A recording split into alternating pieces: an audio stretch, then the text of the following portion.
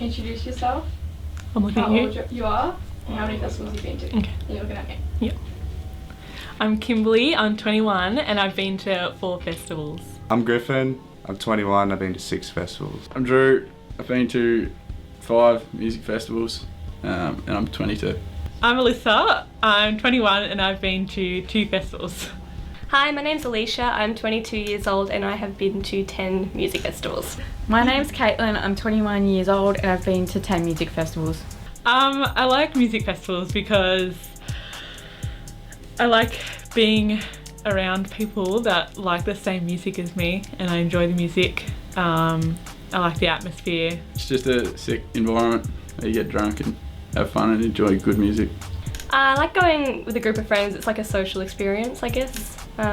You know, being around all different kinds of people, listening to good music, getting drunk. I do think they're really important for young people because I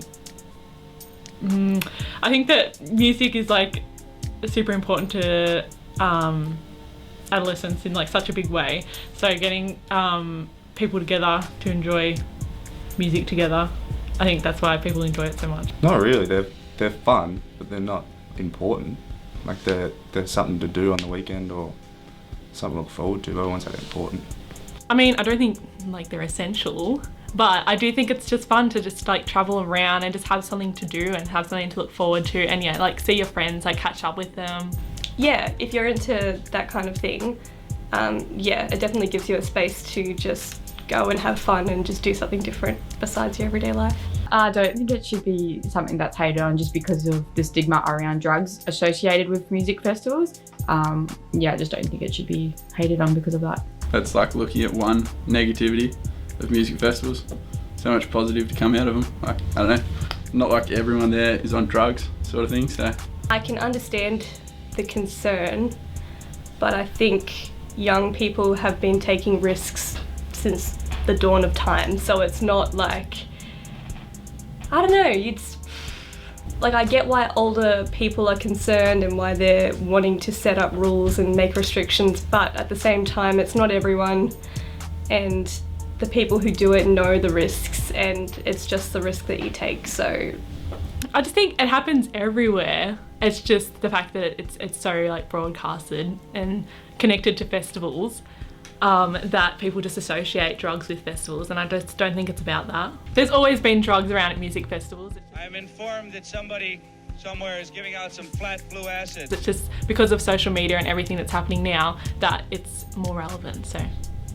The media's really grabbed onto people overdosing on drugs at music festivals, so I think they associate every music festival is going to have an overdose.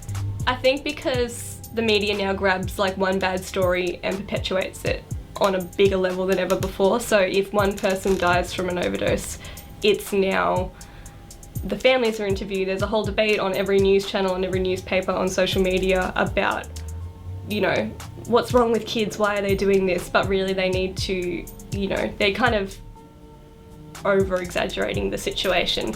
But when we went inside the festival, what we found was nothing short of shocking.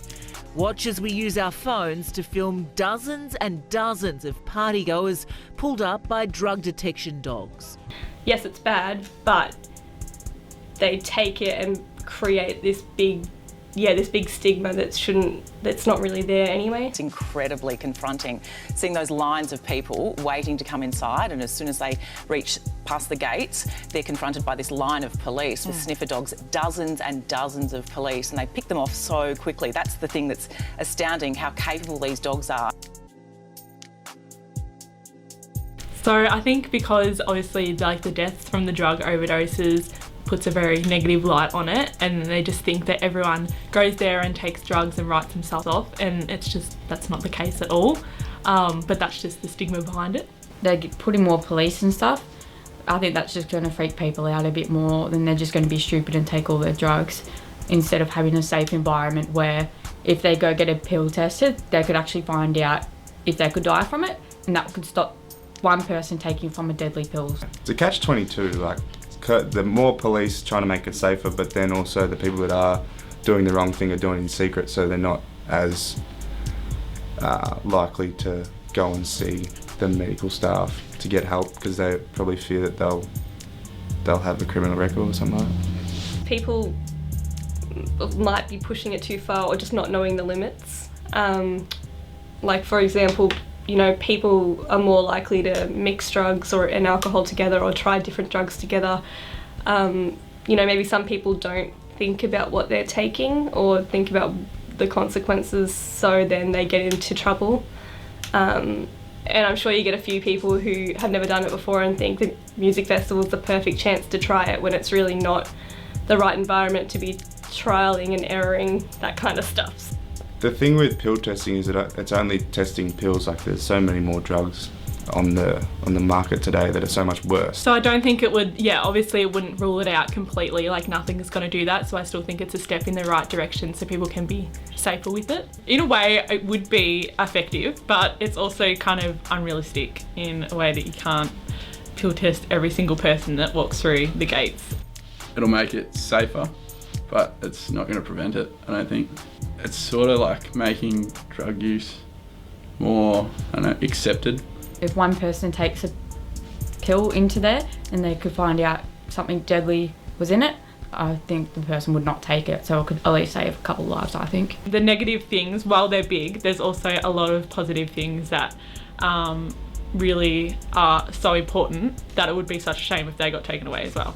I would say just lighten up a little bit. Like, again, you only hear about the bad experiences, you don't hear about all the good ones. Like, I've only ever had good experiences, and I feel like I'm in the same boat as a lot of people. Listen here, Gladys. Nah. I never want to see this event held in Sydney or New South Wales ever again. We will do everything we can to shut this down. Yeah, probably just go to a music festival. Like, So you've been at the front of these festivals for many years, but this is the first time you've actually gotten inside and done some filming. Yeah, Deb, Georgie, I've been attending these for 15 years or more. Reporting I've seen on them. So many overdoses, yes, but from outside the gates. I'm sure they would have been to concerts and things when they were younger, like, because they're all old, and they probably would have had fun. So it's fun for us. So why take it away? There's lots of things in place to make them quite a safe environment. From someone who does suffer from like anxiety and stuff, I do feel quite safe, which is quite weird because you think that you wouldn't feel safe in that environment, but I do, because I have so many things in place that help to make people feel safe. I think that music festivals are important to Australia because, I don't know, there's a lot of young artists that are trying to make a name for themselves, and I suppose without like being exposed at music festivals sort of thing, they're not going to make their way, I guess. Yeah, I just think that it brings, like, obviously it's good for Australian music, but it also brings music from other countries and stuff, international artists. They get to come and see Australia as well. Good for the economy. Good for like ground roots Australian acts to get their name out. It's a good chance to get out and see more of Australia. They're usually kind of all over the place and kind of set in some really cool locations, so it's really nice to get around and see all of Australia in a different way. I would say that there's quite a few things that kind of only happen at music festivals. One would be like the crowd environment. Definitely there's quite a big vibe when you go to a music festival. Everyone is kind of feeling the same way. Getting ready and stuff is such a fun experience as well, especially for girls, because we get to dress up in cool stuff, and yeah, so that's something that's quite unique when you go to a music festival. Everyone's free to do whatever. Like, one time we were in the mosh at Skeggs, and this guy got in a wheelie bin, and then we lifted him up in the mosh pit, and he was just like crowd surfing on the wheelie bin. So yeah, it's a unique place. I don't know, I suppose you sort of come back together as a group of friends that probably don't catch up as often. Just seeing like a variety of different artists, you can discover new people, you can see people that you've loved for ages and listened to on the radio for ages, and just, yeah, hang out with your friends and all having a good time. It's just really fun. It's just around all your friends, and you run into someone that's like wearing the same shirt as you, like, same shirt guy, and then like you make friends just like that easily. Like, everyone's like super chill, so it's fun. Probably my fave music festival I've been to was Falls in Lorne. So that's a 3-day festival over New Year period. I had the best time. Just camping with my friends, meeting new people. It was just a great experience. So we're at Falls Festival at Dune Rats, and it started raining, and so there was a big storm that was happening, and it was raining like really heavily, and everyone got really muddy. And there was a big mudslide as well that everyone was just going down, and our tents got flooded too. Put the bloody beer prices down, please. $8 for 1 cent drink's atrocious. And your vodka Red Bull shit.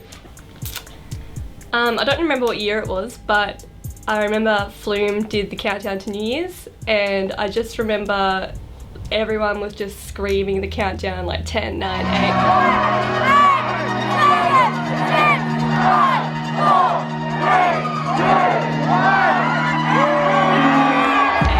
And then he dropped the bass right at midnight, and there was always confetti everywhere. Like, it was more confetti than I've seen in my entire life, and it was just like the most craziest way to bring in the new year. I was just like, yep, like this is it. This is what I'm here for.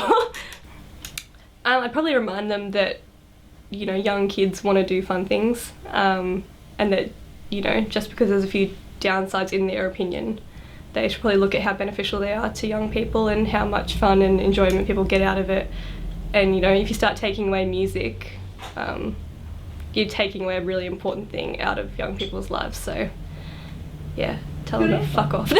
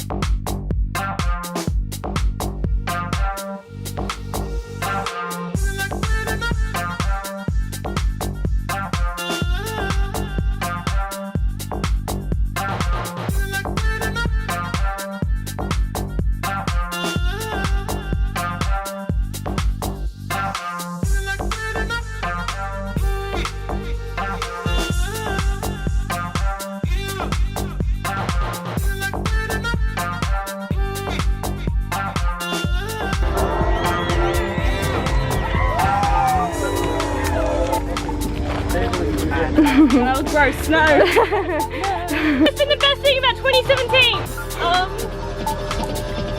No one is answering correctly. Because it's a deep question. What about today? It's fucking today. It's today.